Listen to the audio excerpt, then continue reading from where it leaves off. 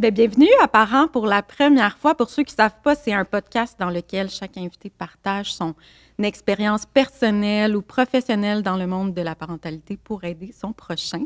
Aujourd'hui, je suis avec Karine Côté-Andretti, autrice du livre « Port d'attache, osons révolutionner nos amitiés ». Allô, Karine? Allô?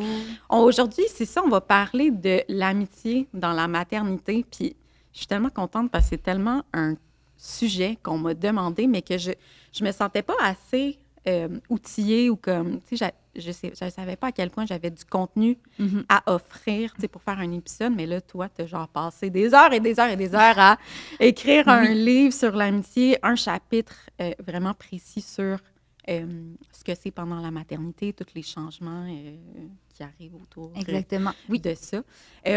D'où est venue, en fait, ton inspiration ou comme c'est quand tu as fait hey, je vais écrire un livre là-dessus, est-ce qu'il y a eu un élément déclencheur? Est-ce qu'il s'est passé quelque chose dans ta vie personnelle?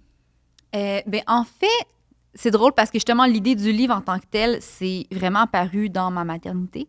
C'est là que j'ai commencé à expérimenter une solitude un peu plus grande. Mais sans vraiment en parler. Parce que on peut avoir l'air un peu loser de dire on se sent seul. C'est associé comme à des mauvaises compétences sociales, à le feeling d'être trop ou pas assez. Donc, j'en parlais pas trop. Puis finalement, quand j'ai commencé à le dire à voix haute, j'ai réalisé que l'écho me revenait beaucoup. Cette solitude-là, elle est partagée, elle est collective. Encore plus, justement, la transition à l'âge adulte, on dirait que pour plusieurs, ça se fait un peu dans la parentalité. Pour les personnes qui veulent des enfants, exactement. Donc, c'est là un peu qu'on commence à vivre un peu plus de difficultés, à faire des deuils de ce qui n'est plus, ce qui ne sera plus jamais. Puis, j'ai aussi rapidement réalisé qu'il y avait, au-delà d'un aspect très psychologique, émotif, personnel, un aspect très culturel et politique aussi, que justement, j'explore beaucoup dans la maternité, entre autres. Donc, c'est vraiment quelque chose de plus grand que nous. C'est pas vrai qu'on peut juste s'appeler et déjeuner et que ça soit simple comme ça. Ça devrait être simple comme ça, mais ça l'est pas. Il y a vraiment plein de choses structurelles autour de nous qui fait que vivre ensemble, c'est compliqué, quand qu'à la base, c'est pourtant la chose la plus naturelle et instinctive qui soit, surtout en famille. Puis qu'on a mis tellement de côté, justement, cet aspect-là de communauté, de vivre en communauté, de cultiver son village, cultiver nos amitiés. Oui, vraiment. Puis, il y a une espèce... Je trouve qu'on romantise beaucoup aussi le fait d'être forte. Fort aussi, mais surtout forte. Hein? Puis, pourtant, tu sais, on est fort et forte quand on n'a pas le choix. Tu sais, il y a bien des mères qui vivent des situations super difficiles, qui voudraient... Ils n'auraient pas envie d'être forte, elles veulent juste être soutenues. Elle veut juste l'avoir, ce village-là, puis on l'a pas tout le temps. Puis même moi, j'ai réalisé qu'un des freins, quand je suis devenue mère, qui nourrissait un peu ma solitude, c'est que très tôt dans ma vie, je me suis débrouillée seule. Je me valorisais beaucoup par ça. Ça me définissait un peu. Je m'arrangeais toute seule. J'avais de la fierté par rapport à ça. Puis ça a été très long à déconstruire ça. Le fait que non, je n'étais pas capable toute seule. C'est comme un peu difficile à avouer. Non, tu n'es pas capable toute seule. Puis c'est pas parce que tu n'es pas forte ou tu n'es pas bonne. Parce que, tu sais, les mères, on est amplement suffisantes, mais on n'est pas fait pour faire ça toute seule. Ça n'a jamais été ça, le but du jeu. On est censé exister ensemble. Puis dans la famille, ça a tout le temps été ça. Un village qui t'entourait. Donc, il a vraiment fallu, moi, que je déconstruise cette idée-là pour laisser entrer des gens dans ma bulle de famille, tu sais. Est-ce qu'il y avait une amitié en particulier? Y a-t-il une rupture, quelque chose qui, je sais pas moi, que c'est ce qui a feedé beaucoup ce livre-là? Est-ce que ça vient comme d'une amitié que tu as vécue? Non, ça vient d'une insatisfaction de mes amitiés. Puis pas au sens que j'avais pas d'amis ou que j'étais mal entourée. C'était vraiment que l'amitié ne se déployait pas de la façon que je voulais dans ma vie. Ça prenait pas la place que je voulais, donc je voulais comprendre pourquoi. Puis aussi, j'ai l'impression qu'on en parle de ça. Tu sais, on s'envoie des mimes, on se dit des jokes, on se verra quand on sera moins fatigué, quand on aura le temps. Puis moi, je trouve que c'est une catastrophe non naturelle. C'est comme une tragédie. Puis j'étais en grande résistance par rapport à ça. J'étais comme, il n'est pas question que je vais me résigner à ça. C'est trop important, l'amitié dans la vie. Voici pourquoi. Puis voici quoi faire pour y accéder. Puis surtout, voici qu'est-ce qu'on gagnerait si jamais on laissait plus de place à l'amitié. C'était vraiment cette question-là que je voulais explorer de plein d'angles. Puis... Est-ce que c'est venu, cette insatisfaction-là, dans tes amitiés? Est-ce que tu l'avais même avant d'être maman ou tu dirais que tu l'as ressenti plus depuis que tu es maman? je l'ai ressenti plus depuis que je suis mère parce que pour tout le monde, quand on devient mère, quand on devient parent, il y a un transfert affectif qui se produit. Ça, c'est étudié, c'est dénoté. Là, le transfert affectif peut se produire soit dans un couple ou soit vraiment encore plus grand dans un parent envers un enfant. Donc, évidemment, à ce moment-là, c'est comme si tout le monde vit un peu cette transition-là, puis on a moins de temps pour les autres. Puis c'est pas encore très... On commence, je trouve, à éclater les paradigmes de la famille nucléaire classique. C'est pas vrai que les gens ont la famille d'une mère, un père, très hétéronormative avec 2 enfants. C'est plus ça. Il y a de plus en plus de personnes qu'on voit qui ont des enfants seuls. J'ai même rencontré des personnes pour mon livre qui ont fait des enfants entre amis. Donc, il y a des personnes qui veulent pas d'enfants. Ça veut pas dire qu'ils n'aiment pas les enfants. Donc, je veux dire que ces personnes-là qui n'ont pas d'enfants, ils n'ont pas non plus personne dans leur vie. Ils ont une famille quand même, mais autrement. Donc, ce concept-là de famille choisie, il commence à être exploré, mais il n'est pas encore mis de l'avant. T'sais, la famille nucléaire est encore très au centre de la société, comme s'il fallait vraiment prioriser ça. Les enfants, tu veux dire? C'est qu'on priorise trop comme... Mais notre temps en famille, c'est pas qu'on priorise trop, c'est vraiment que tout est fait en fonction de ça. Puis c'est comme s'il y avait une règle non écrite que, par exemple, quand on a des amis pas d'enfants, ben c'est à cette personne-là de faire les efforts pour la personne qui a des enfants. Puis je dis pas qu'il faut pas le faire, mais... Ils sont moins occupés ou qui ont moins comme... Il y a quelque chose... il y a un code culturel à déconstruire parce que selon moi, c'est pas vrai. Les efforts doivent venir des deux côtés. Je veux dire, si tu veux que la personne entre dans ta vie, il faut aussi que tu rentres dans la sienne. Cet effort-là doit se faire des deux côtés, Puis chaque chose en son temps, évidemment. Là, je dis pas de faire ça dans les premiers 3 mois de vie de ton bébé, là. Mais il y a un code culturel à déconstruire là-dedans. Donc, je pense que oui, c'est beaucoup arrivé dans ma maternité, mais... Même avant, je pense que j'ai toujours cherché un petit peu... j'ai toujours voulu que ma famille, ce soit mes amis. Mais pour ça, il faut rencontrer des personnes aussi qui ont le même espace que toi, qui ont la même volonté. Je comprends. Quand on est en couple, là, on veut rencontrer quelqu'un avec qui on a des intérêts, des valeurs communes, mais on veut aussi rencontrer quelqu'un qui s'en va dans la même direction que nous. Mais en amitié, c'est un peu la même chose. Il y a une pluralité de relations qu'on peut avoir qui nous apportent plein de bénéfices puis plein de choses, mais je suis quelqu'un de tellement intense puis entière, j'avais vraiment envie de partager une intimité avec mes amis. Puis ça l'a vraiment... J'étais sur un bon élan, mais c'est sûr que la maternité a freiné cet élan-là. Je comprends. Pourtant, je veux dire, ça aurait dû nous rapprocher.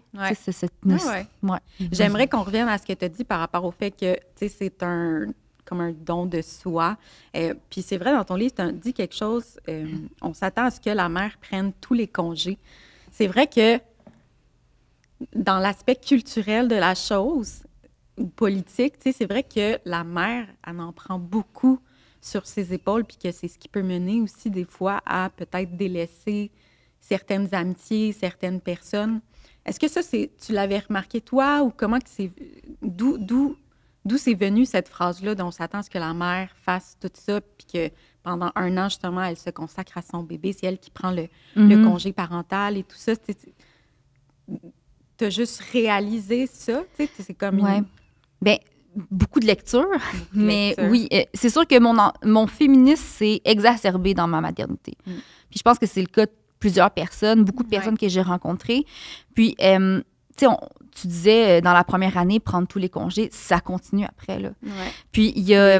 comme tu disais, je pense que quand un bébé est malade, c'est souvent maman qui va l'amener chez le médecin. Tout le travail invisible, l'amener chez le médecin... toute la charge mentale. Pour moi, c'était impossible de parler d'amitié en maternité sans parler de ça. Parce que, tu sais, j'ai parlé... Pour mon livre, j'ai rencontré plein d'experts et d'expertes, mais aussi vraiment plein d'humains et d'humaines qui vivent des amitiés. Surtout pour le chapitre sur la maternité, parce que je voulais pas écrire un cliché. J'avais vraiment envie d'aller au-delà de qu'est-ce qu'on présente. Et pourtant, là, j'en ai rencontré beaucoup, beaucoup de mères que la charge mentale puis le travail invisible, c'est un frein. Parce que le temps qu'elles prennent pour socialiser, là, ça va alourdir toute la charge mentale qu'elles ont plus tard. Toutes les tâches qu'elles font pas dans la maison, par exemple. Puis ça va... Ou simplement, ils ont juste pas d'énergie, pas le temps non plus. Puis on n'est pas tous dans des relations équitables, égalitaires. Ça arrive quand même... J'en ai rencontré beaucoup, là, vraiment beaucoup, qui ont le poids, ils ont les épaules voûtées par le poids de la charge mentale. Puis c'est juste pas accessible pour elles. Puis l'amitié, là, j'ai un chapitre complet dans mon livre sur ça. Là, ça a énormément de bénéfices sur la santé physique et mentale. Tu sais, rapidement, là, c'est l'indicateur premier au niveau de la longévité puis de la guérison, encore plus que les habitudes de vie ou que le statut socio-économique. Donc, être bien entouré, là, c'est ce qui détermine si on va vivre vieux et en santé. C'est vraiment important. Donc, un tel bénéfice, mais c'est sûr que ça devient politique à ce moment-là, mais ça demande aussi, puis je trouve qu'on en parle peu, des privilèges. Fait que, mettons qu'on prend le principe de la maternité. OK, est-ce que moi, comme mère, j'ai les sous pour aller faire une sortie? Est-ce que j'ai le filet social pour me permettre de faire garder mes enfants pour aller faire une sortie avec mes amis? Est-ce que j'ai une santé mentale qui me permet d'aller socialiser? Parce qu'on s'entend-tu que la dépression chez les mères, même passé la dépression postpartum, elle est vraiment, vraiment présente, encore plus depuis la pandémie. Est-ce que je suis neurodivergente? Puis moi, les socialiser, ça me prend 3 fois plus de jus que tout le monde. Il y a une panoplie de privilèges qu'on a besoin pour accéder à ces relations-là. Donc, tantôt, quand je disais, c'est pas aussi simple que s'appeler et déjeuner, là. Ça devrait, mais ça l'est pas. Puis c'est ce qui est plate, c'est pas seulement une question de volonté personnelle. On peut pas juste décider, ben là, moi, je vais faire plus de place dans mes amitiés. Ça marche pas comme ça. Il y a quelque chose de structurel qui doit être mis de l'avant. Puis ça peut passer par, entre autres, par permettre d'emblée un congé parental aux 2 parents plus long. Ça a été démontré là, que le père qui prend un congé parental, on appelle allongé, c'est un congé parental, selon moi, aussi long que la mère. Là. Ça a des impacts non seulement sur les soins puis la relation qu'il va développer avec le bébé, mais aussi sur la charge mentale à long terme. Il va en prendre plus, il va avoir plus d'initiatives, ça va être vraiment plus égalitaire. Fait que des choses structurelles qu'on a à mettre en place pour permettre qu'on ait les outils puis les ressources d'accéder à ces amitiés-là. Toi, de ton côté, est-ce que ton chum, il a pris un congé parental plus long? Est-ce que... Oui. Nous, Puis je vois vraiment la différence. Il faut dire qu'on est dans une situation particulière et qu'on est très chanceux. Là. Les 2 premiers, j'ai 3 enfants. Donc, mon premier, on a séparé ça 6 mois. Puis moi, je suis pigiste et je suis enseignante au collégial. Donc, dans le fond, le 6 mois que moi, j'avais pas de congé, j'enseignais comme 1 ou 2 charges de cours au cégep. Et mon copain, son travail compensait la perte de salaire. OK. Donc, on n'avait pas de perte de salaire si significative que ça. C'est sûr qu'il a fallu le calculer dans notre budget. Deuxième enfant, on a fait la même chose, mais là, on est en pleine pandémie. Il a fait du télétravail. Je veux dire, comme mon bébé faisait ses siestes pendant qu'il travaillait, pendant que je pouvais m'occuper du plus grand. Puis le troisième, on a décidé qu'on allait prendre le congé au complet, les 2. Donc, évidemment, ça demandait de planifier un budget pour ça, mais c'était super important pour nous parce qu'on se disait... Mon fils allait entrer à l'école l'année d'après, mon premier. Puis c'était comme la dernière année qu'on allait pouvoir être les 5 ensemble, dans un cocon, dans une bulle. Donc, c'était important pour nous de faire ça. Puis c'était une des plus belles années de ma vie. Mais à chaque fois qu'il a pris le congé, puis encore plus avec le congé qu'il a pris pendant 1 an, lui-même le voit, la différence avec les relations d'attachement. Par rapport à les enfants envers lui, tu veux dire? Oui, c'est ça. Ouais. Puis même autour dans notre entourage, on le voit. Puis c'est sûr que moi, j'ai un partenaire très, très présent et impliqué. Et malgré ça, j'ai quand même plus de charge mentale. C'est pas... C'est pas la solution miracle qui va tout changer non plus. Non, c'est ça. Je pense qu'on est vraiment bas rendu au point de se dire qu'un jour, ça va être égal. Là. Partons de façon réaliste. Là.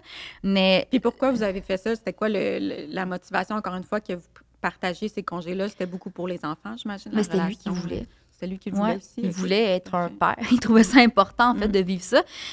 Moi, au départ, le premier congé, quand c'est rendu son tour, je voulais rien savoir. Non, je veux rester en congé. Je trouvais ça important qu'il le fasse. Puis évidemment que j'en ai bénéficié parce qu'un père qui est présent puis qui vit vraiment le rôle du primary caregiver, là, c'est celui qui donne les soins outre l'allaitement, mettons. Le parent par défaut. C'est ça, exactement. Il connaissait ma réalité. Là. Puis connaître la réalité, c'est vraiment important après ça. Puis en plus, il acquérait de la confiance. Parce que souvent, ce qui se passe là, avec là, évidemment, je parle de père et mère parce que on va se le dire, c'est pas moi qui le dis, là, les études le disent, ces inégalités-là, c'est souvent dans les couples hétérosexuels. Donc là, le père qui travaille toute la journée arrive à la maison, c'est super difficile parce qu'il sait pas quoi faire, tandis que la mère est tellement habituée qu'elle a l'air de trouver ça facile, fait qu'il va souvent la laisser faire, parce que c'est comme un cercle vicieux qui continue. Fait que bref, ça l'a permis un peu de casser ça.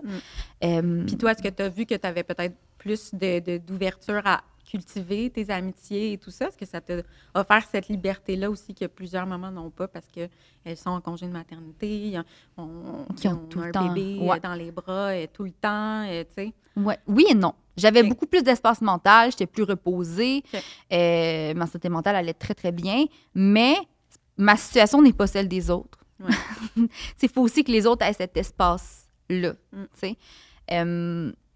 Donc, quand je disais que c'est plus grand que moi, si moi, je fais les changements qu'il faut pour essayer, si moi, je décide de mettre de l'avant mes amitiés parce que je me dis c'est un investissement dans ma santé physique et mentale, il faut le voir comme ça, là, ça ne veut pas dire que tout le monde a les privilèges de le faire non plus. Fait que des fois, c'est ça qui peut devenir fâchant, qu'on veut comprendre, pas être rancunier des rendez-vous manqués. Puis ça, je trouve ça super important dans la maternité. Il y a cette espèce de connivence sacrée-là qu'on comprend, qu'on sait. On sait c'est quoi. On le sait que c'est important, la sieste. On le sait que la routine de dos, je ne vais pas avoir de réponse de ta part. T'sais, c'est des choses-là qu'on sait de façon instinctive. T'sais. Ça ne veut pas dire que c'est pas fâchant pour autant, puis qu'il n'y a pas des deuils qui viennent avec ça. Ouais. Puis, tantôt, on a parlé un petit peu de, justement, quand on prend le temps pour nos amis, on ne prend pas le temps de faire tout le reste, puis on alourdit la charge mentale. On est dans une ère de productivité.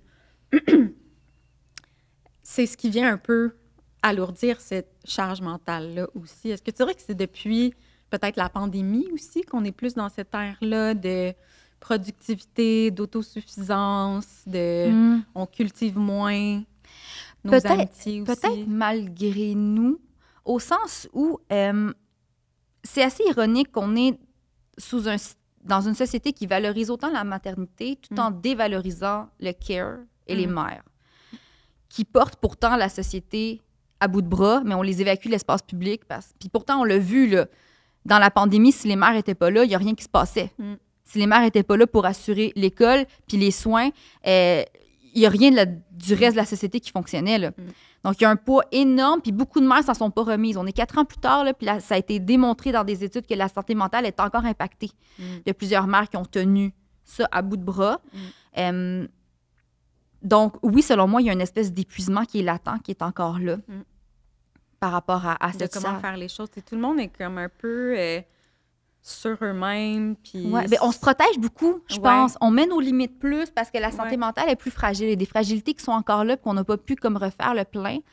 Je pense qu'on gagnerait des fois à aller au-delà de ça. Justement, quand je disais voir ça comme un investissement sur sa santé, ses amitiés, là, des fois, là, trouver un autre équilibre. Oui, exactement. Il faut se forcer. On est énergisé là, en voyant nos amis puis en sortant de la maison. Puis... Oui, ça paraît vraiment. Puis, tu sais, des fois, ça va être un inconfort à court terme pour un bien-être à long terme. Il faut vraiment retrouver ça là-dedans. Donc, oui, c'est vrai ce que tu dis. Je pense qu'on a peut-être justement voulu mettre des barrières, des limites pour protéger nos fragilités, mais il faut vraiment les pousser.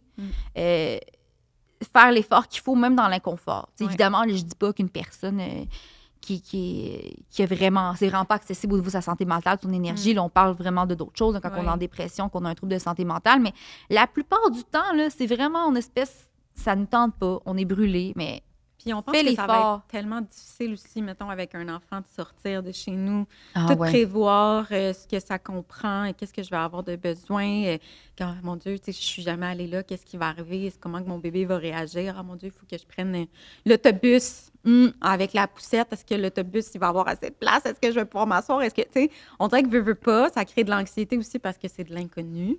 Fait que je pense que ça aussi, ça contribue à, en tant que nouvelle maman, peut-être, à plus se retirer puis moins entretenir aussi ses amitiés. Parce que c'est ça. C'est autant que il y a une partie, je trouve, dans la maternité qu'on peut contrôler, mais il y en a une qu'on ne contrôle peut-être des fois pas, parce que, tu sais, on contrôle pas nos amis, puis... Mais il y a une partie qu'on peut des fois contrôler, puis ça, je pense que ça en fait partie. C'est de se dire, OK, regarde, je vais l'essayer quand même. Ou, tu sais, j'ai une amie l'autre jour, elle est nouvelle maman, puis elle a pris justement l'autobus avec sa fille pour la première fois, puis le métro, puis tout ça, puis une de ses amies qui habite pas trop loin de chez elle, elle lui a offert de « Hey, on va faire la route ensemble. Tu sais, je vais venir chez toi. » Puis, tu sais, elle aussi, elle a un bébé, mais c'est son deuxième. Donc, ils ont fait ça ensemble.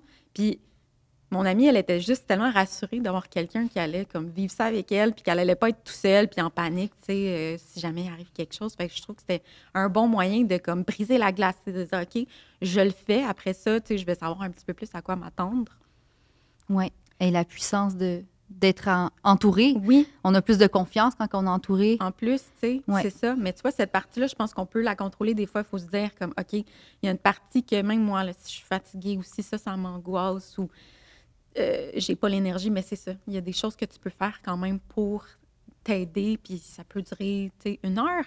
Ta rencontre aussi, c'est pas obligé de durer un après-midi au complet.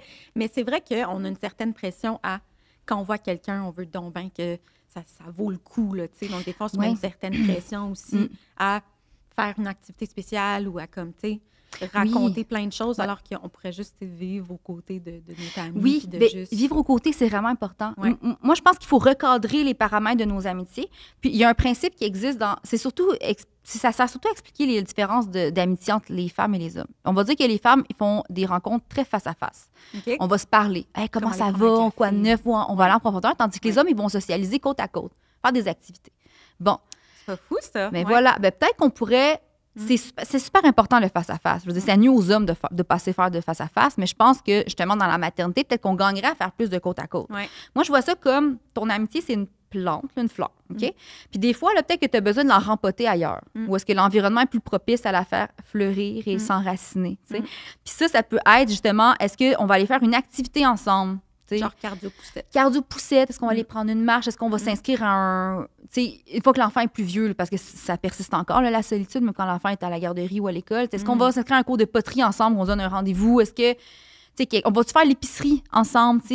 Ça, justement, là... Ça pourrait tellement être juste ça, en plus. Oui, exactement. Puis cuisiner ensemble. Moi, je suis très pour la cuisine collective. C'est super, tu sais. Fait que des activités côte à côte qui permettent quand même de se sentir moins seul, de se sentir épaulé, de sortir de chez soi. Ça donne la confiance de faire certaines choses aussi.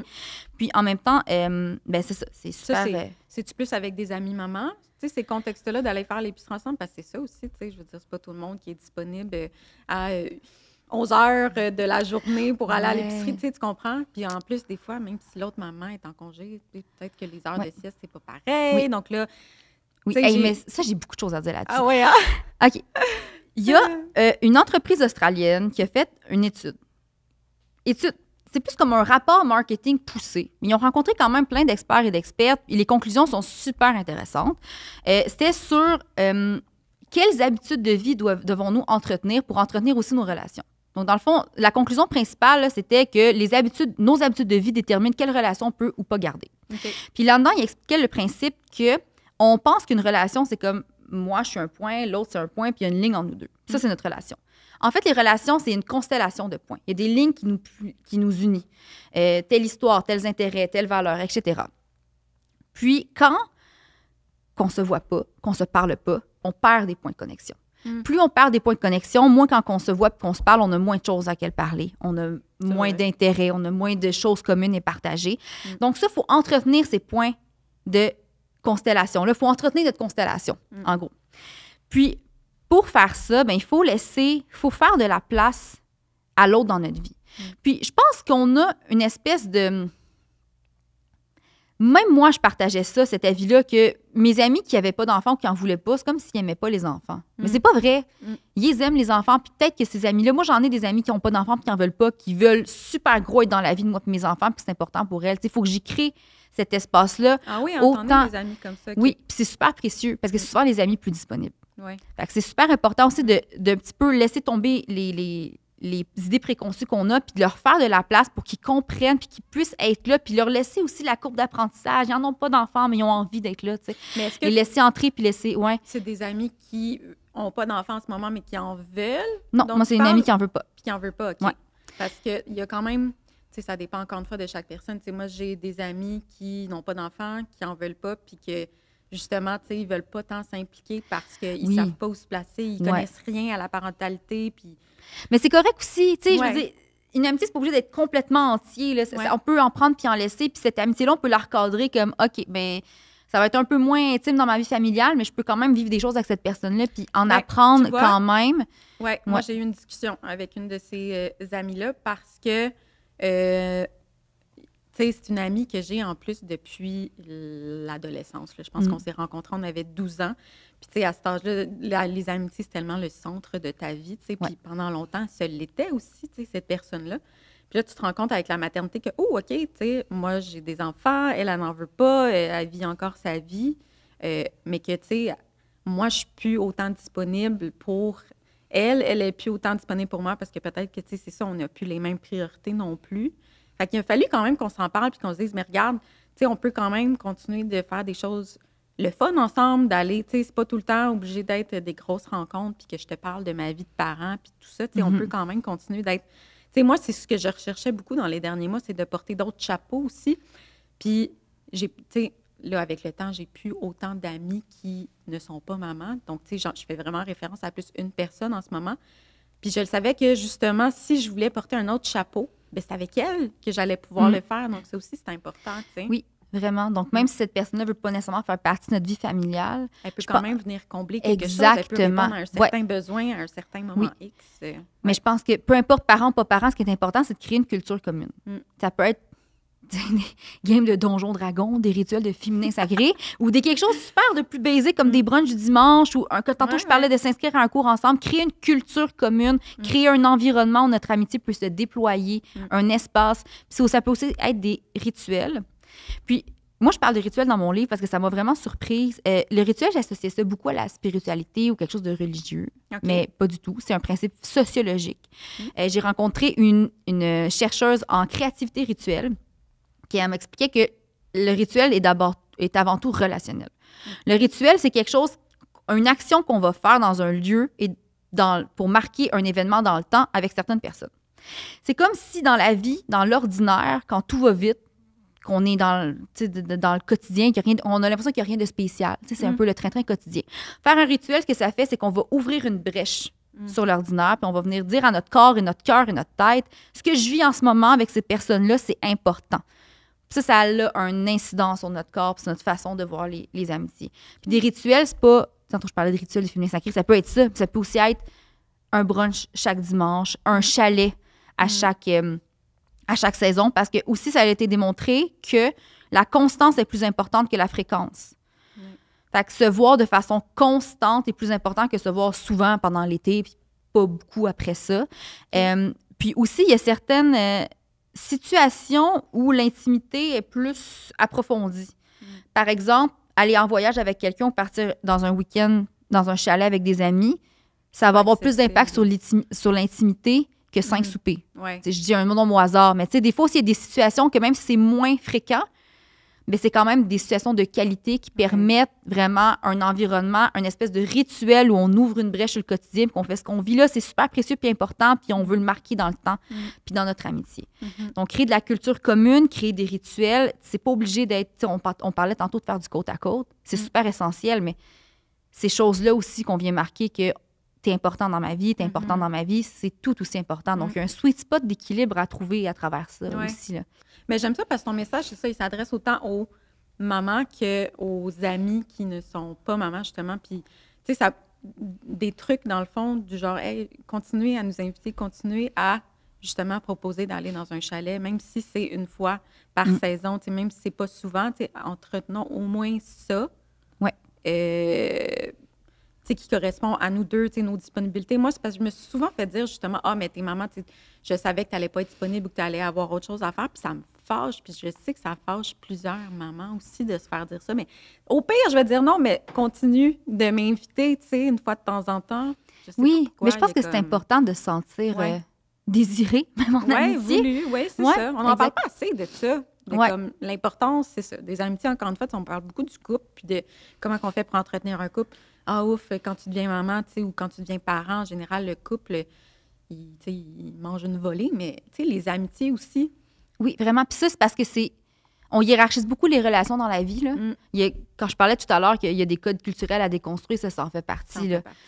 On positionne le couple au-dessus de tout, mais les amitiés sont tout aussi importantes dans notre développement humain puis dans notre bien-être. Dans notre identité. Vraiment. De qui on est. Vraiment, vraiment. C'est super important. Puis justement, c'est ça. Quand on se fait pas inviter, il y a une espèce de... On parle beaucoup que dans le couple, là, c'est plate, mais la spontanéité, ça sera plus accessible pendant un moment. Maintenant, il faut des rendez-vous. Le bonheur nécessite des rendez-vous maintenant. C'est plate. Moi, ça a été un deuil à faire ça. Hey, c'est donc rendu compliqué. C'est correct. Accepte-le. C'est compliqué, puis maintenant, adapte-toi. Il faut arrêter d'être en résistance par rapport à ce qui ne sera plus. Parce que quand on est en résistance, on ne s'adapte pas. Donc, on peut s'adapter au fait que c'est rendu ça ma réalité. Je dois prendre des rendez-vous, mais ne les manque pas. Je pense aussi, des fois, on a le je choke facile. On attend de compréhension tout le temps inébranlable de nos amis, mais c'est un peu prendre pour acquis, là. Donc, C'est ça aussi, il faut se questionner sur est-ce que j'ai entretenu le fait qu'il ne m'invite plus ou ben non, justement, avoir des conversations ouvertes, là, justement, sur le fait que je veux encore être invitée parce qu'il faut garder ces points de contact-là. Oui. Puis tu disais au début, tu sais, que faut pas juste que la personne qui n'a pas d'enfant s'adapte à nous, tu sais, il faut nous aussi s'adapter.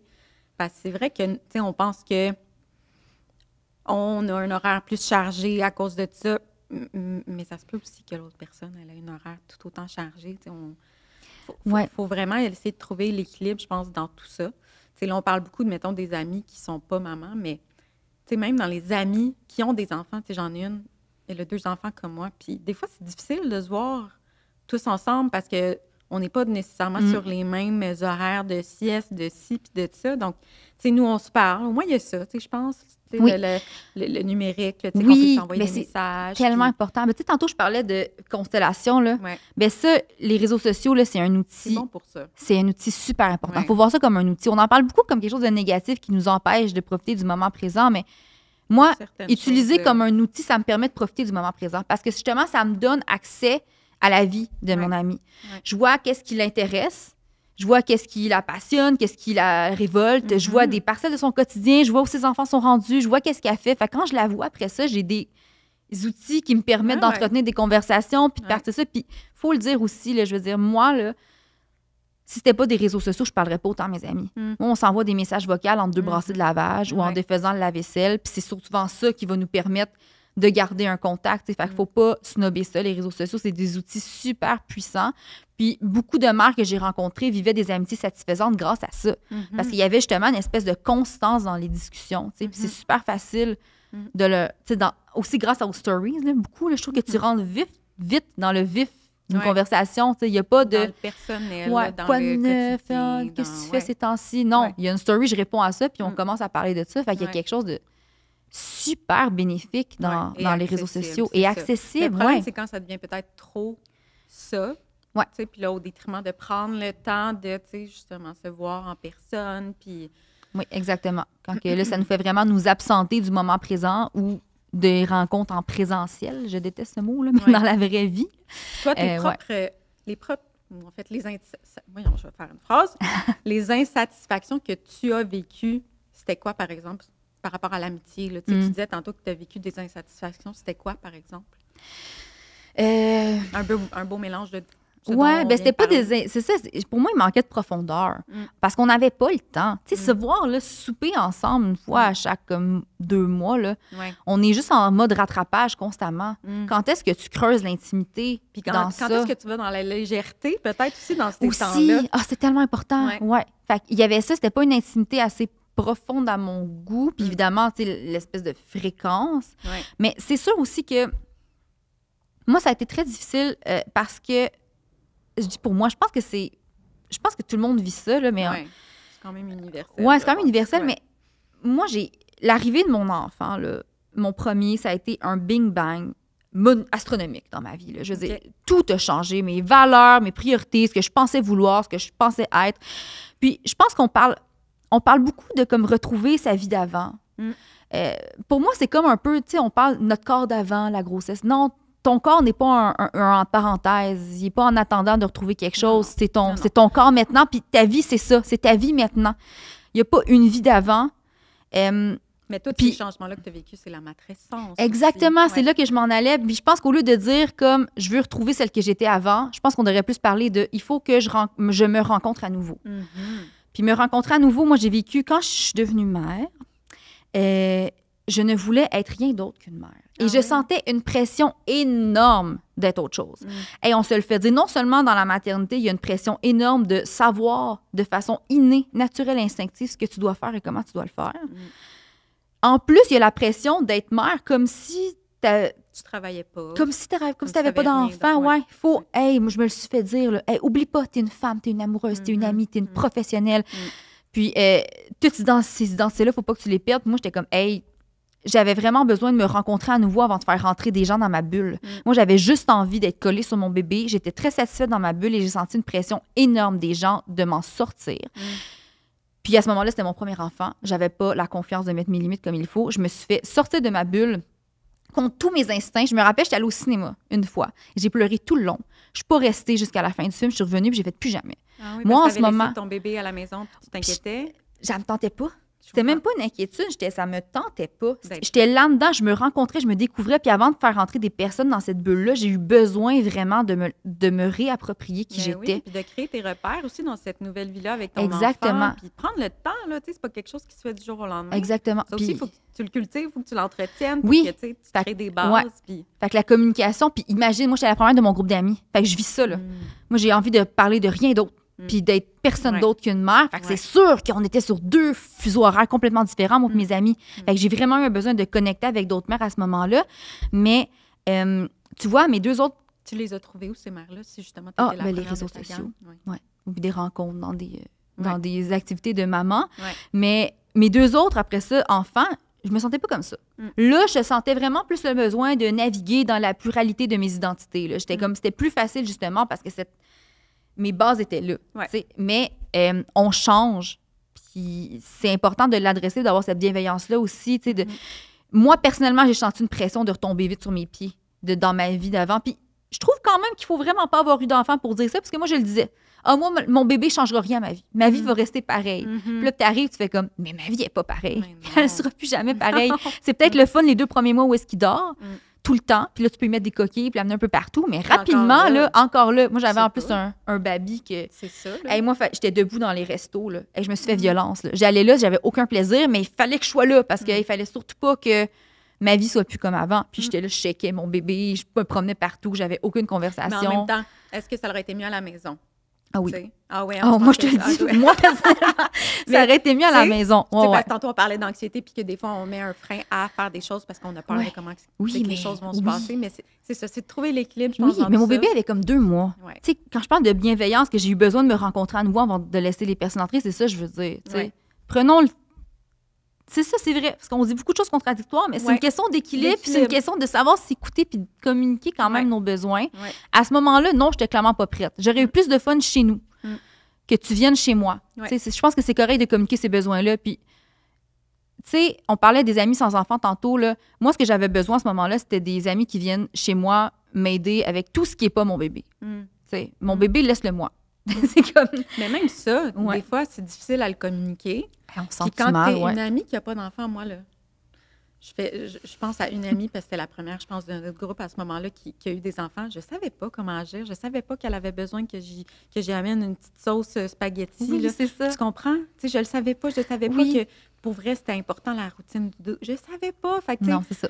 Pour vrai, si je la revois un jour, tu sais, je lui dirais là, tout ça. Fait que des fois, c'est ça, on ne peut pas s'attendre à ce que ces personnes-là qui n'ont pas d'enfants comprennent aussi notre réalité, d'où l'importance de bien communiquer. Oui, puis de les laisser entrer, de leur faire de la place. Ouais. Puis si on a envie de l'apprendre, elles vont l'apprendre. Ouais. Mais c'est ça, d'avoir la patience aussi, qu'elles apprivoisent tout ça en même temps que nous. Tu sais, c'est pas... Mais c'est sûr que c'est une déception, justement. Si finalement, cette amie-là prend pas la place que tu aimerais qu'elle prenne, mais c'est à respecter aussi. Je veux dire, à un moment donné, tu peux pas forcer les choses non plus. T'sais. Non. Puis, les deuils d'amitié, on pense souvent que c'est une fin. Mais c'est rarement une fin. C'est rarement comme on voit plus cette amie-là. C'est la fin de notre relation telle qu'elle était, mais il y a autre chose qui commence. Exact. Ça fait pas moins mal. Je pense qu'il faut le faire, ce deuil-là, quand même, parce que ça fait de la peine. Il y a une partie de notre histoire qui est terminée, mais ça se transforme en autre chose. Puis c'est correct aussi, justement, de recadrer. Puis des fois aussi, c'est des amitiés qu'on appelle en dormance. Donc, c'est des amitiés que dans cette saison-là de ma vie, on se parle moins. Puis c'est particulier, l'amitié. C'est la seule relation qui peut avoir si peu de contact, mais que le lien reste intact. Les gens ont fait beaucoup d'études sur le fait que des personnes parlaient d'un ou d'une amie. Ah oui, c'est un de mes meilleurs amis, une de mes meilleures amies, ça faisait 2 ans que ça n'était pas parlé. Et le lien reste intact quand même. Ça, on appelle ça des amitiés en dormance. Puis ça, je pense que dans la première année, peut-être, de l'arrivée d'un enfant, il y a certaines amitiés il y a des amitiés en dormance, exactement. Donc, tu sais, voyons ça comme des grandes tranchées. La vie va se replacer. C'est ça. C'est pas sans douleur. Pas sans douleur, mais la vie se replace. Mais c'est pas juste une finalité. C'est juste en ce moment, les priorités sont différentes ou les intérêts sont différents. Puis, tu sais, on est tous adultes aussi. Là, je veux dire, on a des horaires chargés, on a des comment je pourrais dire ça? Des choses à faire, là, tu sais. On a comme... Voyons, c'est quoi le mot? Le mot m'échappe. Il y a un mot pour ça. Il y a comme des... En tout cas, peu importe. Ouais. OK? Mais tu sais, on est tous des adultes, on a notre vie. Donc, tu sais, c'est ça. Faut être capable d'être flexible, d'être compréhensif et tout ça. Puis c'est ça. Moi, j'ai plusieurs amis qui répondent à différents besoins aussi. Tu sais. Oui. Je pense que pendant longtemps, je pensais que c'était comme une personne, puis que cette personne-là, tu sais, devait répondre à plusieurs besoins, alors que, tu sais, c'est pas nécessairement quelque chose qui est réaliste de penser comme ça, tu sais. Non. On a parlé, en fait, vite fait de quand on a des amis qui sont mamans, mais qu'on n'a pas nécessairement le même horaire. Donc, tu sais, même là, encore une fois, c'est peut-être difficile d'entretenir ces amitiés-là. Mais comment faire quand cet ami-là n'a pas la même vision de la maternité Ouais. que nous? C'est Ouais. tough, ça aussi, tu sais. Puis là, mettons brièvement, là, tu sais, les deux contradictoires de la personne, la maman qui est plus dans la bienveillance, qui fait, tu sais, le cododo, qui répond à chaque pleur et tout ça, puis la personne qui est plus à l'inverse dans, ben non, là, non, mon bébé va dormir dans sa chambre, je vais faire, tu sais, une technique d'endormissement, technique de sommeil, entraînement au dodo. C'est tough, ça aussi, Oui. quand même, parce que ça vient je pense qu'il faut être vraiment fort dans nos conviction de, OK, elle peut faire ça comme elle veut, moi, je fais ça comme je veux, tu sais, et pas être dans la comparaison, peut-être, je sais pas. Ouais, Que, mais j'ai envie de répondre à ça. Pour moi, c'est un... Quand on a une discussion un peu animée, on a la pensée que... Puis c'est normal qu'on ait cette pensée-là parce que même à l'école, on nous apprend la rhétorique, on nous apprend le contrôle des savoirs, la maîtrise des idées, on nous apprend à avoir raison. Fait que quand on arrive dans une discussion un peu animée où il y a des conflits de valeurs ou d'idées ou Des d'opinions, opinions. exactement, on pense que le but, à la fin, c'est de gagner la conversation un je peu. comprends, ouais. Pourtant, le processus est plus important que la finalité. Plutôt que d'être dans l'argumentation, on n'est pas beaucoup dans l'ouverture. Et je pense que la curiosité, c'est un catalyseur à connexion hyper puissant. Puis il faut vraiment être dans une sincère curiosité de comprendre l'autre. Le but, là, c'est pas de convaincre l'autre. Ça arrive rarement de convaincre quelqu'un. Hein? Le but, c'est juste d'être à l'écoute pour le comprendre. Fait que déjà, si on est dans cette posture-là, mon but, c'est juste de te comprendre, de savoir d'où tu viens, où tu t'en vas, le pourquoi, du comment. Je pense qu'il y a déjà moins de frustrations qui peuvent être là. Parce que même moi, je le vis, j'ai tellement envie de montrer pourquoi je fais ça, comment, puis j'ai l'impression qu'il faut que je prouve mon point. Ouais. Non, justement. C'est basé sur des sciences, puis qu'on est rendu là, la science a évolué, il faut faire les choses différemment. Je pense que c'est correct, mais c'est important aussi de rester à l'écoute, puis de écouter pour comprendre et pas écouter pour répondre. Ça, là, ça se perd beaucoup.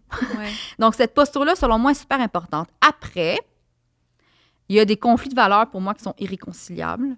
Puis il y a certaines choses, c'est sûr qu'il y a des choses pour moi.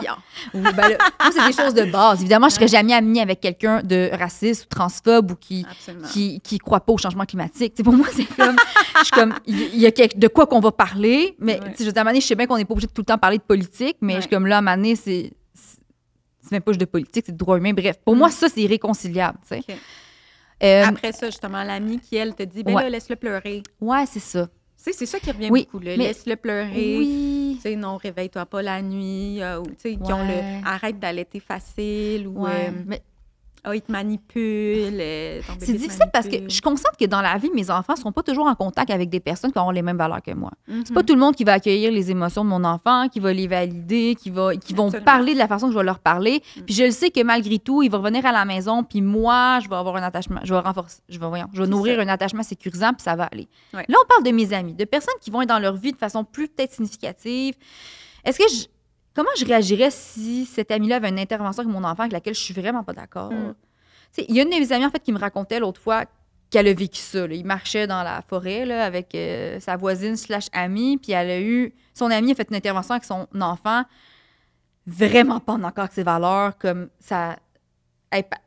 en gros, elle a dit quelque chose du genre comment il faut pas pleurer, hein, puis des choses comme ça. Là, on entend souvent. Là. Oui, c'est ça. Puis elle, c'était vraiment gros pour elle. Ça l'a mis fin comme à la marche.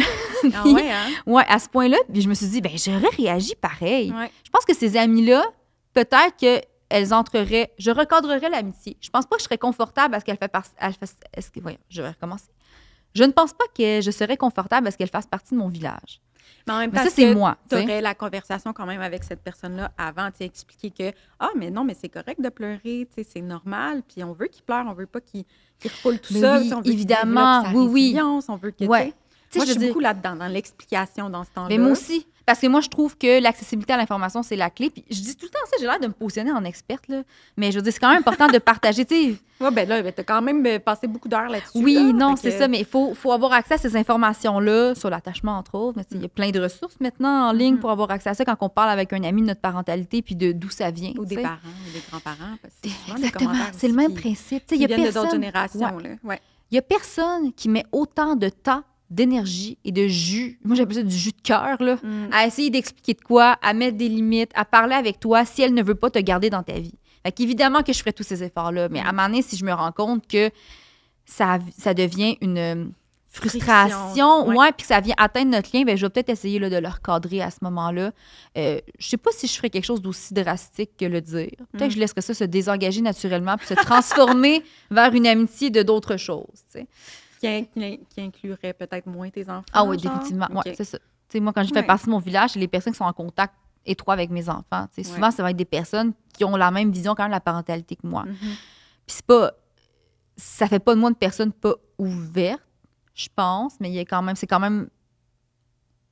Tu fais attention à qui a accès à tes enfants. C'est ça, exactement. Avec qui développe un lien, parce que, je trouve qu'il y a des choses qui peuvent être... qui sont vraiment à l'encontre de mes valeurs parfois. Mais c'est sans doute un trait que je pourrais travailler, parce que même en écrivant le livre, je parle de ça. Entre autres, là, je raconte l'histoire de deux femmes qui sont militantes pour deux partis opposés aux États-Unis. C'est une qui est vraiment dans le Parti républicain, l'autre dans le Parti démocrate. Comment qu'elles réussissent à vivre leurs amitiés quand même. C'est vrai, hein? Puis ça m'a poussée à me poser plusieurs réflexions, à avoir plusieurs réflections. Je serais-tu capable? Est-ce que je suis pas ouverte? Qu'est-ce qui se passe? Et où ma limite? Donc, je pense que c'est des choses... Puis elles font comment, justement? Est-ce que tu le sais? Comment elles entretiennent leur amitié qui sont à deux pôles? Ben, en gros, le but, c'est pas d'essayer de convaincre l'autre. C'est de pas d'avoir raison. Je pense que c'est d'accepter l'autre dans ce qu'elle est, de comprendre d'où elle vient. C'est exactement ça. Comment qu'elles conservent leurs amitiés, parce que c'est impossible de ne pas parler de politique. Là. C'est genre leur vie quand même. Mais ça se peut. Moi, je me suis questionnée, je serais-tu capable? Pour l'instant, je suis à une place dans ma vie que je sais pas. Des fois, c'est trop gros. Mais je travaille fort là-dessus parce que je pense justement que, surtout avec les réseaux sociaux, on est tellement dans une bulle d'écho des fois qu'on manque peut-être de contact avec d'autres réalités. Fait que ça pourrait être bénéfique. Puis c'est associé, de toute façon, là, avoir une bulle d'écho dans la vie diversifiée, c'est associé à plus d'ouverture et plus de tolérance. Puis c'est associé à des meilleures capacités communicationnelles aussi, de savoir se parler. Donc, je pense qu'on en bénéficierait tous, mais on dirait qu'avec ça concerne nos enfants, c'est plus touché. Hein? Puis, c'est juste la manière d'élever les enfants aussi. Mais tu sais, je pense qu'il faut tenir compte des contextes familiaux qui sont différents aussi. Les enfants qui sont différents, tu sais, tu as parlé de ton bébé qui est baby, mais tu sais, il y a des enfants qui ont un TSA, il y a des enfants, je veux dire, tu sais, les contextes sont différents quand même. Donc, des fois, on ne peut pas répondre à un besoin tous de la même façon. Il y a des mamans qui sont seules aussi, tu sais. Fait que il n'y a pas comme un one size fits all de choses à faire. C'est très fâchant, oui. J'ai rencontré une mère, moi, qui a 2 enfants qui vivent avec un TSA, trouble du spectre de l'autisme, ceux qui ne savent pas c'est quoi. Puis elle, c'est très frustrant pour elle aussi parce que, tu sais, je veux dire, ses enfants ont des rigidités, ça peut être fâchant pour les autres enfants de ses amis. Puis des fois, ça crée justement ce genre d'écart-là. Puis des fois, elle est comme dans des situations, des longs week-ends avec plein d'autres familles. C'est beaucoup trop pour ses enfants, tu sais. Fait qu'il y a aussi... Elle se retire un petit peu. Oui, fait qu'il y a aussi exactement. Ça vient aussi de nous. À quel point je suis prête à donner. On est beaucoup... Moi, j'en ai rencontré aussi des mères, justement, qui avaient des enfants différents. Si je dis différents, mais c'est comme... Tout le monde est différent. Pour nous, c'est ce que je veux dire, tu sais. Puis que des personnes qui ont senti que... de leurs amis n'avaient plus envie d'être en contact avec leurs enfants, que leurs enfants sont en contact avec leurs enfants. Hey, c'est violent, ça fait très mal. Oui.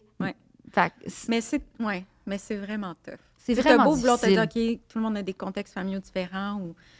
Moi, je me souviens qu'au tout début, là, quand j'ai eu Émile, puis justement, là, j'étais dans la régression de 4 mois et tout, puis une personne très proche de moi qui a des enfants m'avait dit, tu sais, fais l'entraînement au dodo. Puis je connaissais vraiment pas ça, là.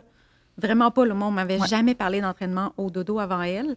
Donc, je me suis informée. Ça m'avait fait part d'un d'un programme, genre sur 14 jours, de la chaise que tu mets à côté du lit Ouais. et tout. Oui. Puis, tu sais, je l'avais commencé, tu sais, qu'on était à côté de lui, là. Mais, tu sais, je trouvais ça quand même bizarre de, tu sais, t'es à côté de lui, mais faut pas trop que tu le touches, faut pas que... Voyons, tu sais. Puis, finalement, là, oublie ça, là. Je pense que ça a duré, je sais pas combien de temps, mais au moment où, mettons, dans ce programme-là, ça disait, OK, tu sors de la chambre. Non, ça n'allait vraiment pas au rythme de mon enfant. Puis, honnêtement, j'ai encore cette crotte-là sur le cœur envers cette personne-là qui m'a dit de faire ça au lieu de me parler, justement, peut-être d'autres options ou de « Hey, voici ce que la science dit par rapport... » Ou juste de t'accueillir de m'accueillir. dans ton émotion C'est sans ça. donner des conseils. C'est ça. Des fois, on a juste besoin d'une Ouais. écoute. On n'a pas besoin de conseils ou Oui. de... Tu sais... Parce que la maternité, c'est tellement instinctif. Ouais. Puis tu disais ça tout à l'heure, moi, une de mes citations préférées, c'est « Une bonne science nous reconnaît qu'à notre instinct ». Puis je trouve que, J'aime ça. oui, moi j'adore ça, je trouve que ça se vaut pour tout, mais beaucoup en maternité. Ouais. C'est tellement instinctif que oui, c'est vrai qu'on peut se fâcher rapidement. Donc, tu sais, de rester dans le « As-tu besoin juste que j'accueille tes émotions puis je sois là pour toi » ou tu recherches des conseils. Tu sais, juste poser la question. Là, moi, je le fais super souvent avec mes amis pour tout.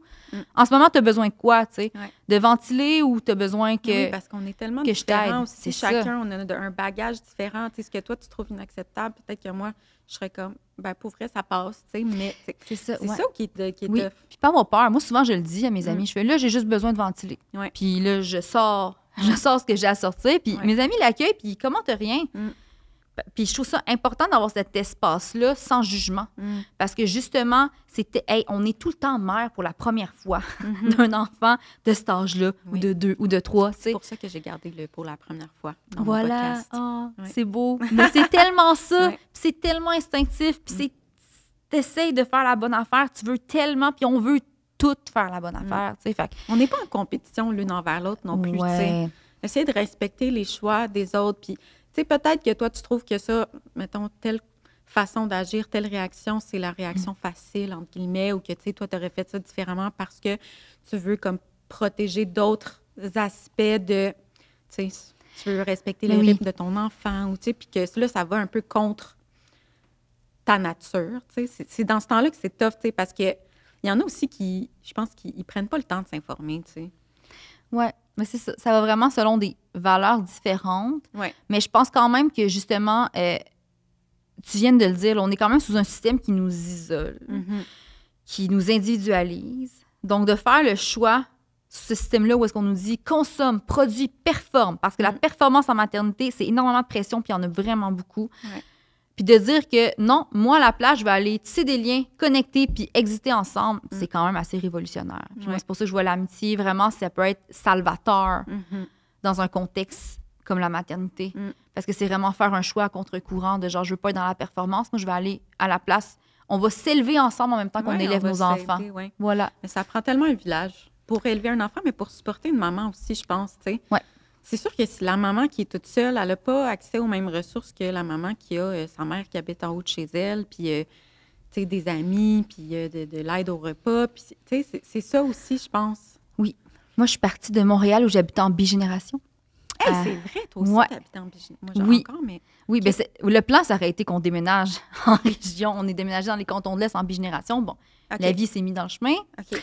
On est déménagé quand même seul en bigénération, dans les cantons de l'Est. Et wow! C'est brutal. Je veux dire, j'ai De vécu se retrouver comme seule. Ouais. Oui, c'est ça, le Ouais. manque de filet social. Puis ils sont encore très présents dans notre vie, mais c'est vraiment pas la même chose. Puis j'ai réalisé à quel point, justement, ce village-là de proximité, je pense que j'accordais pas assez d'importance aux de proximité. Les amitiés de proximité sont vraiment importantes. Quelqu'un là, qui est vraiment proche de toi, avec qui tu peux aller prendre une marche. C'est un petit 20 minutes qui se glisse dans l'horaire. Là. Ça, là, c'est super important. Quelqu'un avec qui, justement, tu peux cuisiner, puis ça soit pas compliqué. Ou, tu sais, fait que moi, ce village-là, avec moi, ma belle famille, je l'avais. Je l'ai pas tout à fait perdu, mais quand même, c'est vraiment différent. Mais je l'ai réalisé, l'ampleur. Je le prenais pas pour acquis, mais j'avais pas réalisé l'importance de la proximité. Parce que même s'ils viennent souvent nous voir et qu'on est souvent à Montréal, il y a une proximité qui fait que c'est comme ça qu'on vivait ensemble avant. Puis je pense que c'est comme imprégné dans notre... En fait, je pense pas, là, c'est prouvé. La solitude, là, c'est imprégné dans notre ADN parce que dans le temps où on chassait les mammouths, là, être seul, ça voulait dire qu'on mourait. Ouais. Fait que quand on se sent seul, ça nous crée un stress, une anxiété. Puis ça, c'est Absolument. encore imprégné dans notre ADN. Ça, c'est Vivek Murthy, en fait, qui a écrit le livre Together. C'était le directeur de la santé publique sous Barack Obama, qui a fait une tournée autour du monde pour parler de l'épidémie de solitude. Fait que là, lui, il explique vraiment que c'est imprégné dans notre ADN. Donc, ça nous crée beaucoup, beaucoup de stress d'être seul. Donc, quand tu as autant déjà de stress et de pression sur toi, puis de faire ça tout seul, de façon isolée, c'est qu'on se demande pas, Colline, pourquoi les statistiques de la dépression postpartum sont aussi élevées puis sont aussi alarmantes. Là. Ouais. C'est vraiment important d'adresser ça, puis de pas le faire... Je trouve que des fois, on aborde ça de façon plus à la pointe des pieds. Tu sais, tantôt, je parlais d'entrée de jeu de charge mentale. Pour moi, je ne pouvais pas en parler. Il y a quelque chose de très politique dans l'amitié, dans la maternité, très révolutionnaire quand on se met à prioriser ça. On peut-tu arrêter de rire du fait qu'on a trop de charge mentale ou d'être résigné que c'est censé être ça, la vie? Tu sais, je pense qu'on peut en parler ouvertement, puis c'est bon pour notre santé mentale, puis d'avoir parce que ça nous permet après ça de prendre des actions concrètes, entre autres, de tisser des liens, puis de redonner la place que l'amitié mérite dans nos vies, puis ça va vraiment être salvateur d'avoir ce village-là. Là. Absolument. Ouais. Puis je vais en parler bientôt, mais dans mon choix d'envoyer finalement mes enfants à la garderie, ça en faisait partie, ça, de pouvoir consacrer mon temps à autre chose, mon énergie, à des relations, à des amitiés. On dirait que plus j'avais mes enfants tout le temps avec moi, moins j'avais le temps puis l'énergie à consacrer à d'autres choses puis d'autres personnes. Puis honnêtement, je n'étais même plus la mère que je voulais être avec mes enfants, tu sais. Fait que ça aussi, tu sais, je pense qu'on est à différents chapitres aussi dans la maternité des fois. Tu sais, c'est sûr que postpartum, tu sais, les mères en ce moment qui ont un nouveau-né versus moi, qui a mes enfants, tu sais, j'ai un 18 mois puis un 3 ans et demi, tu sais, on est à différents chapitres aussi, donc on ne va pas réagir, on ne va pas avoir la même disponibilité, tout le monde, toutes les mères, tu sais, mais je pense que c'est ça. Je pense que c'est de se poser les questions, voir qu'est-ce qui est possible de faire, faire notre possible aussi pour être mieux entouré. Moi, je dis tout le temps aux mamans de prévoir comme de l'argent, de mettre de l'argent de côté pour ton postpartum, pour de l'aide au repas, pour du gardiennage, service de relevailles, peu importe, pour que quand même tu puisses, toi, te reposer ou faire quelque chose qui t'énergise avec tout le manque de sommeil aussi qu'on a. Ça fait partie de l'équation, tout ça, pour, je pense, cultiver encore nos amitiés, définitivement. De pouvoir bien répartir tout ça. Ouais. C'est drôle parce que quand on parlait de ce qui est structurel, je trouve qu'il y a aussi, en tant que société, de redéfinir la place de l'enfant dans l'espace public. Là. Ouais. Et qu'on a des attentes irréalistes. Là. Puis souvent, les personnes qui n'ont pas d'enfants ou même qui en ont, on dirait qu'on n'est pas capable d'accepter qu'un enfant agisse comme un enfant. Puis ça, c'est clairement dans les choses structurelles à redéfinir pour que les mères, Colline, puissent aller passer du temps et socialiser dans des espaces communs. Oui, des espaces publics. Là. Puis, exactement. Puis tu disais que c'est ton choix d'envoyer tes enfants à la garderie pour justement entretenir des relations. Puis je trouve ça beau parce que on se fait tellement dire, comme à travers tous les chapeaux que tu portes, il faut aussi que tu aies un projet. En plus de ça, dans lequel tu t'accomplis. Et puis, tu sais, de dire que moi, mon projet, c'est juste comme d'entretenir mes amitiés. Oui, c'est tellement important. Puis c'est un grand et ambitieux projet. Là, puis, tu sais, peut-être que c'est correct d'avoir des projets dans lesquels tu t'accomplis, mais c'est pas censé être au détriment de tes relations, tu sais. Ça me fait penser à une question que tu as reçue. Est-ce que c'est sain d'avoir comme ami seulement ta famille, ton conjoint? Puis... Ouais. Non. Je suis persuadée que non. Moi non plus, je pense pas que c'est ce qui va... Non. Puis, je peux répondre avec la science, en fait, avec des études qui ont été démontrées. Bon, d'abord, là, l'homme hétérosexuel, c'est... n'a pas le même cerveau de la femme. Non, mais vit énormément de solitude. Donc, souvent, là, il y a des études qui ont démontré que l'homme va tout le temps mettre ses yeux dans le même panier, qui est souvent sa partenaire. C'est son ami, c'est sa cheerleader, c'est sa confidente, son amoureuse, c'est son amante, c'est tout. C'est tout. Il n'y a rien d'autre. Et à cause de ça, il va moins évoluer en tant qu'humain. Mettons qu'il y a un conflit entre lui et sa partenaire, les femmes vont avoir tendance à aller comme discuter de ça avec leurs amis. Ils vont aller parler du conflit, ils vont se remettre en question, ils vont écouter des podcasts de développement personnel, ils vont lire des choses, ils vont venir, ils vont avoir évolué, ils vont avoir grandi. Quand tu n'as pas ce réseau-là pour faire ça, là, tu restes à la même place. Tu fais du surplace. Ça, c'est une des différences qui fait justement que ça peut être difficile. Et ça a été les hommes qui ont un plus haut taux de suicide, vraiment plus élevé. En fait, j'ai pas la statistique exacte, mais c'était assez alarmant lors d'une rupture parce que justement, ils perdent tout. Ils perdent tout leur réseau. Donc, tu peux pas mettre tous tes œufs dans le même panier, non seulement au niveau de ta santé mentale, au cas où que ça pète. C'est plate, mais dans la société dans laquelle on vit, malheureusement, ça pète souvent. Peut-être aller chercher, puis aussi parce que tu as besoin en tant qu'humain de d'autres personnes. C'est comme un peu de la permaculture. Tu as besoin de d'autres personnes pour grandir mieux, t'élever. C'est comme une espèce de voyons, pas de jardin, là, mais ouais, je pense que c'est ça. C'est de la permaculture. Tu as besoin de plusieurs personnes qui peuvent être ton tuteur pour t'aider. C'est pas juste avec une autre personne que tu peux faire ça. Je crois vraiment beaucoup, moi, à la vie en communauté. Fait que pour moi, mettre tout ça avec juste ta famille puis ton ou ta partenaire, c'est même pas que c'est risqué. C'est que selon moi, c'est pas une recette efficace au bonheur. Je pense que c'est important. Il arrive quoi aussi quand tu es en conflit avec ton conjoint, justement? C'est ça, exactement. C'est comme si c'était la fin du monde à chaque fois. Fait que ça, des études ont démontré ça par rapport à la différence dans les relations hétérosexuelles entre les hommes et la femme. Puis je pense que ça répond à la question que tu as besoin de personnes autour de toi, que dans la maternité encore plus, parce qu'on parlait au début là, de l'épisode à quel point certaines mères ont une charge mentale plus grande que nature. Que même si elles ont souvent un partenaire, va avoir vraiment beaucoup de charge mentale, beaucoup de travail invisible à faire qui va les épuiser. D'avoir d'autres mères, d'autres amis avec toi, c'est vraiment qui comprennent, qui t'aident, ça va vraiment comme se sentir vu, considéré, sans avoir à s'expliquer. Il y a quelque chose aussi qui peut être là, qui est important. Là. C'est comme ouais. Ça faisait quand même pas mal le tour. Je pense que je terminerais sur... on parlait de justement, là, peut-être cette personne-là qui pense que d'avoir simplement son conjoint ou sa famille comme réseau, je sais pas, je la connais pas, cette personne-là, mais est-ce que c'est parce qu'on est donc bien dans une ère d'individualisation, je fais tout par moi-même, j'ai pas besoin d'autres personnes, je sais comment prendre soin de moi. Je sais pas si ça aussi, ça vient un peu, des fois, normaliser. Mais il y a une différence entre quelque chose qui est normal et commun. Je sais qu'il y a plusieurs personnes qui font ça, puis qui se retournent vers elles, puis ils sont bien comme seuls et tout ça, mais il faut quand même pas trop valoriser ça non plus.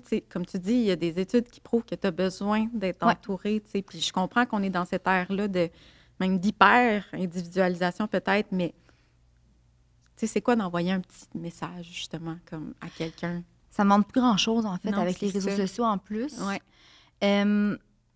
Faut dire quand même qu'il faut aussi bien choisir nos relations, au sens où, même avec les réseaux sociaux maintenant, là, on peut vraiment entretenir beaucoup de relations qui auraient autrement été en dormance ou qui ne seraient tout simplement plus.